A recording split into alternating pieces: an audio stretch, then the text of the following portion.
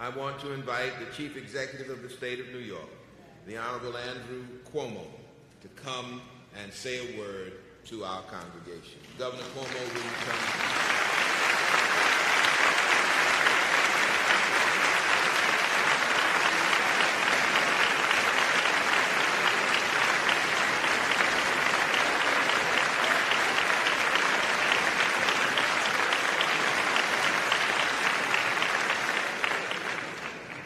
Thank you. Good morning to all of you. It is my honor to be here on this special day, Homecoming Day. I want the choir to know that I sing and I am available. First to Reverend Butts, who is not just a great spiritual leader. He is a great civic leader. He's a political leader. He's been a great mentor and advisor and teacher to me. I'm sure he wished that he had a better student, but New York would not be New York without Reverend Butts. Let's give him a round of applause.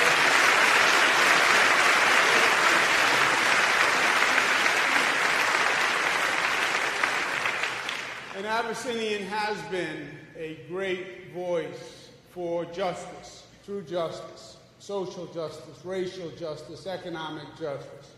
And not just a voice, but also hands and muscle and effectiveness and results.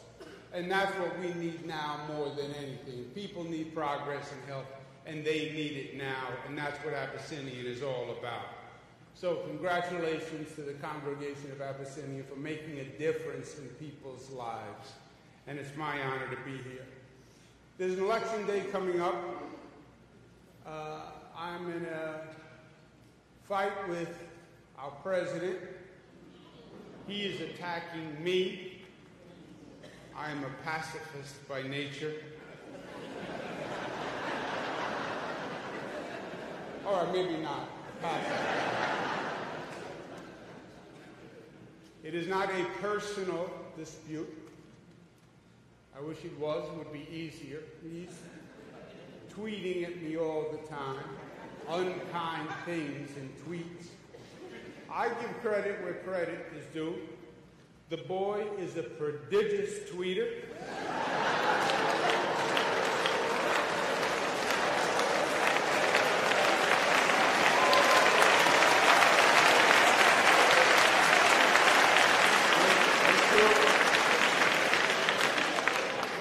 The boy must have some strong thumbs on him. Tell the truth, to do all those tweets. But it's not personal. It is worse because it goes to the essence of what he's trying to do in Washington. And it goes to the essence of the discussion of who we are and who we're going to be and what we believe. And this is a man who I think has brought a philosophy to Washington, D.C. that is repugnant to what we believe in the great state of New York and the great country of America. He has brought an extreme conservative philosophy that is insular, that is narrow, that is exclusionary. He is about leaving people out. He's about divide and conquer. He is about separation. He's about fanning the flames of division. That's how he thinks he is going to govern and lead. And that's how he thinks he's going to win. It's not really about governing for him.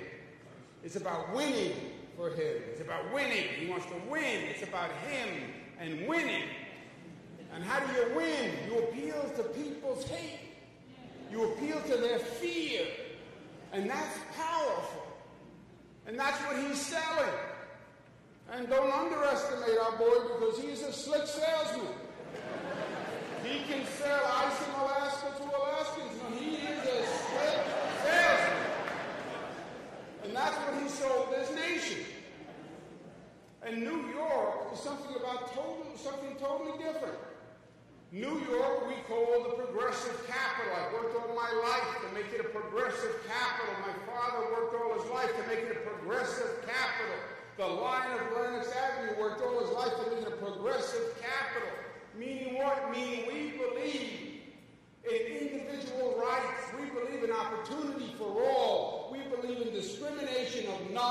We believe in the idea of community and mutuality, and that the greatest feast has the most number of people at the table, and government is a vehicle to affect that. And that's why we believe in investing more in public education than ever before, because when one child is raised, we're all raised. That's why we believe in investing in health care and affordable health care as a right, not as a luxury, because we believe everyone should be healthy and educated. That's why we believe it is still a sin that as a society we lock up more people in jails than any industrialized country on the globe. So many young people. And that's why I'm proud to be able to say that I'm the governor who has closed more prisons than any governor in the history of the state.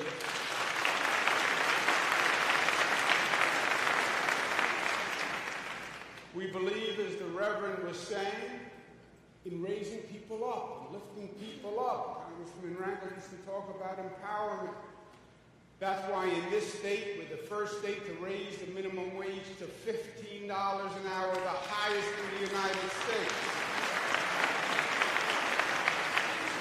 That's why we passed paid family leave, so people can enjoy their family and live their lives and not get fired from work. That's why we have the highest MWBE goal, Reverend, Minority Women Business Enterprise goal in the United States of America, so everybody shares in the pie. That's what New York is, and that's what we represent. And Washington is the exact opposite. And you knew exactly where they were going because the president said it. He said it in the campaign. He said it when he said, I want to build a wall. He wasn't talking about border security. If you were talking about border security, you would have been talking about cameras and sensors and technology. He kept saying, I want a wall. He wanted that symbol. He wanted that metaphor. He wanted the wall because the wall was to keep them out. That's how he ran for office, keep them out. Now, them is one of those code words. Them, who are they? Who you want? Well, you know who they are. I don't have to say who they are because you know. They are the people who are different, he told this country. They are the people who have a different skin color. They worship a different God. They speak a different language. We have to keep them out. That's what the wall and immigration is about to him. And by the way, he builds walls, not just on the border of the country. He builds walls within the country. He builds walls between Americans. What he did in Puerto Rico after Hurricane Maria, he abandoned Puerto Rico. Those were American citizens.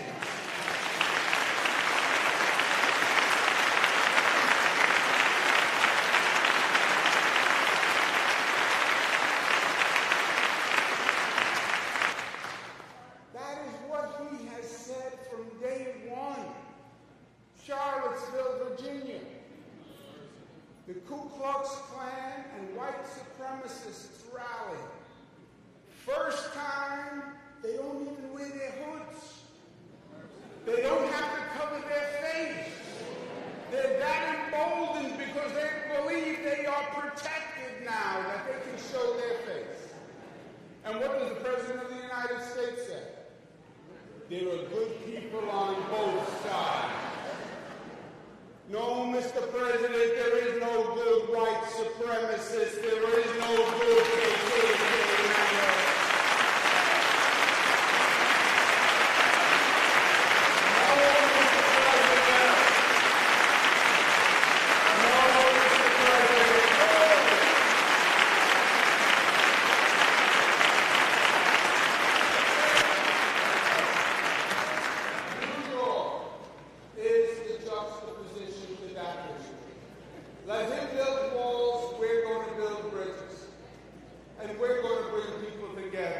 He talks about making America great again. We talk about making America greater than ever before, and including everyone in the American dream. We believe Maya Angelou was right when she said the goal of America's promise has not been fully mined. We believe Martin Luther King was right when he said, I decided to stick with love because hate is too great a burden to bear. We believe in John 1:5, which says the light shines in the darkness and the darkness has not overcome it. Let New York bring the light to this nation.